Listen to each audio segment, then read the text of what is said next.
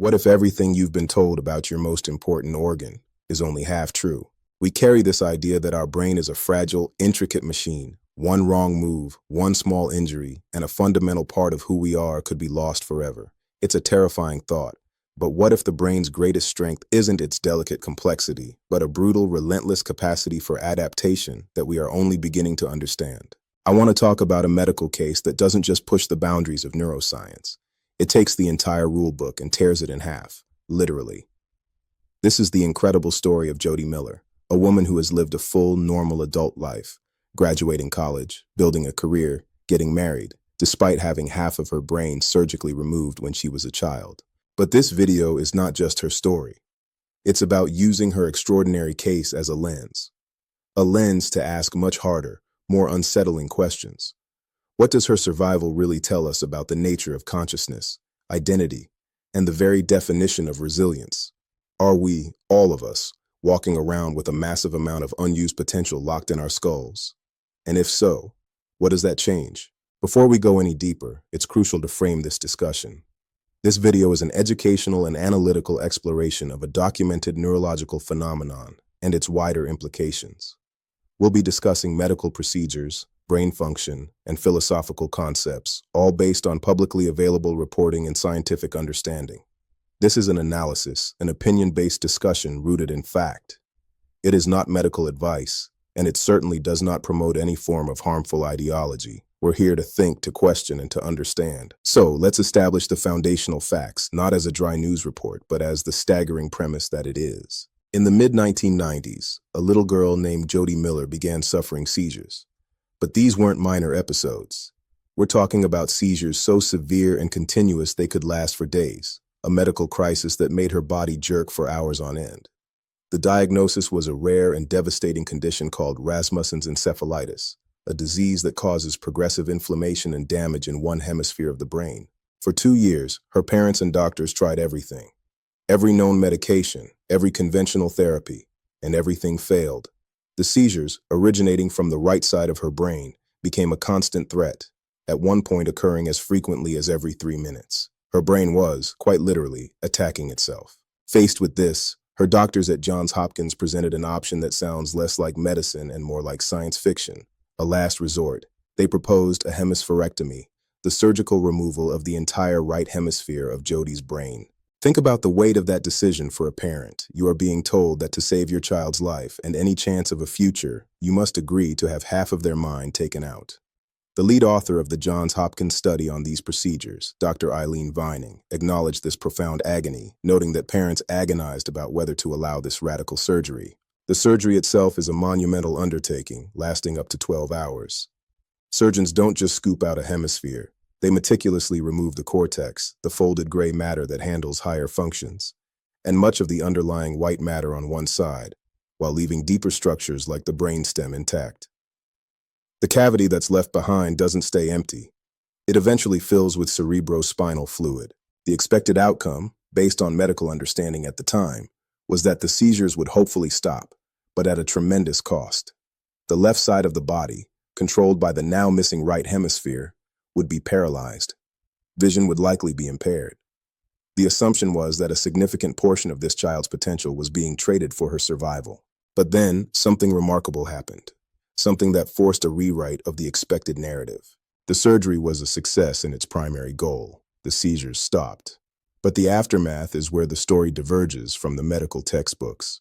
Yes, Jody experienced paralysis on her left side, but through intensive physiotherapy, she recovered motor function with what reports describe as astonishing speed. She learned to walk and run, albeit with what's often described as a slight limp. The paralysis, particularly in her left arm, remained a limitation, but not the total loss that was anticipated. More incredibly, her cognitive functions, her personality, her capacity to learn, all the things we associate with a full brain, not only remained, they flourished. She grew up. She graduated from college. She won academic awards. She got married. By all accounts from multiple sources, including her own later interviews, Jody Miller lived and continues to live what she herself calls a perfectly normal and happy life. One of the most poignant details, reported by the BBC, is her own perspective on it. She's been known to joke that the surgeons took out the mean side of my brain and only left the happy side. That's not just resilience. That's a profound, humorous ownership of an unimaginable experience. Now, here's my first analytical pivot. It's tempting to see this as a one-in-a-billion miracle, a medical curiosity to be filed away. But to do that is to miss the entire point.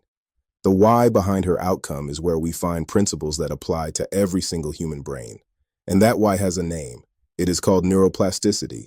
This is where we move from what happened to why it matters. Jody's story is the ultimate case study, the extreme stress test, for a capability hidden within all of us. Neuroplasticity is the brain's ability to reorganize itself by forming new neural connections throughout life.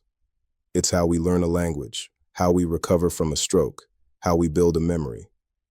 But in Jody's case, we're not talking about rewiring a small circuit. We're talking about one hemisphere being handed the job description of an entire brain. And this is my core argument. Jody's success wasn't a fluke that happened after the surgery. The surgery was almost a formality.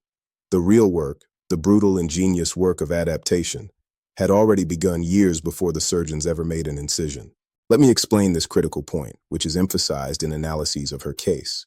Rasmussen's encephalitis is a progressive disease. As it inflamed and damaged her right hemisphere, those neural pathways were becoming dysfunctional. From the brain's perspective, vast regions of its own right hemisphere were going offline, failing to carry signals, failing to contribute. And the brain despises a vacuum. It operates on a principle of neural efficiency. Neurons need to maintain a certain level of electrical activity to survive. If their usual inputs dry up because a disease is destroying them, they begin a desperate search for new work. They start reaching out, building new connections to neighboring neurons that are still active. So, as Jody's right hemisphere was slowly being ravaged by disease in her earliest childhood years, her still healthy left hemisphere was already under a silent, immense pressure to compensate. It was beginning to rewire itself, to repurpose its own neural real estate to handle functions it was never designed to handle. By the time of the surgery, her body had, in a functional sense, already undertaken a functional hemispherectomy. The anatomical removal just caught up with a biological process already in motion. This flips the entire narrative. We typically think of this surgery as a catastrophic, sudden loss that the brain then struggles to recover from. But the more likely reality, supported by the principles of adaptive plasticity, is that it was the final surgical solution to a long, slow takeover that her young brain had already initiated. And this leads to the first major uncomfortable implication. Age is the non-negotiable variable here. Jody was a toddler when this process started and a young child when she had the surgery. A young child's brain is in what neuroscientists call a hyperplastic state. It's a period of explosive neural growth and pruning. 2-year-olds have nearly twice as many neural synapses as adults. This incredible density is a raw material for adaptation. The brain is still mapping the world, so remapping itself is part of its core programming. This is the paradox. The very thing that made her so vulnerable, a devastating childhood illness, occurred during the only window in human life where her brain had the raw biological capacity to survive the cure. It makes you wonder, is the resilience we're so amazed by actually a standard feature of the young brain, just one we almost never see tested to this extreme? Now, let's talk about the counter-argument, the critical perspective we have to engage with. It's tempting to watch this and think, wow, we only use half our brains anyway. Look at the potential. You've probably heard some version of that myth, and this case seems to feed right into it. But that is a profound and dangerous misinterpretation. Jody Miller does not prove we only need half a brain. What she proves is that a very young, desperately adaptable brain can, under catastrophic duress, reconfigure its one healthy half to perform life-sustaining functions.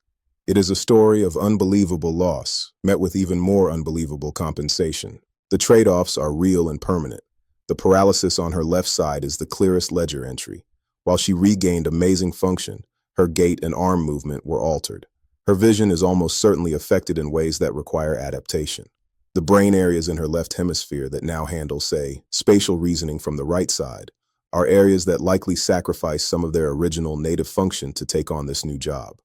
There is an opportunity cost to this neural reassignment. So, the lesson is that our brain's operating system has a barely tapped safe mode, a brutal, inefficient, but potentially life-saving protocol that can be activated under specific dire conditions and really only during a narrow developmental window.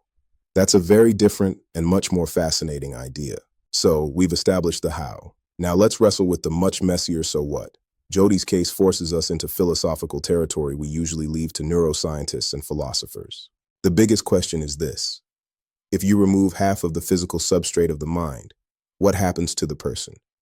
Where is Jody in all of this? The prevailing, and to me, the most compelling narrative from the reporting is that Jody survived intact.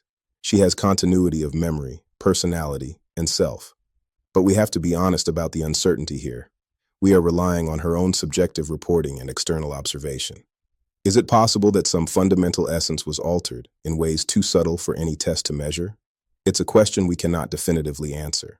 This leads me to a personal assessment, a way of framing this that I find more helpful than the miracle narrative. I don't think this is a story about the preservation of a self against all odds.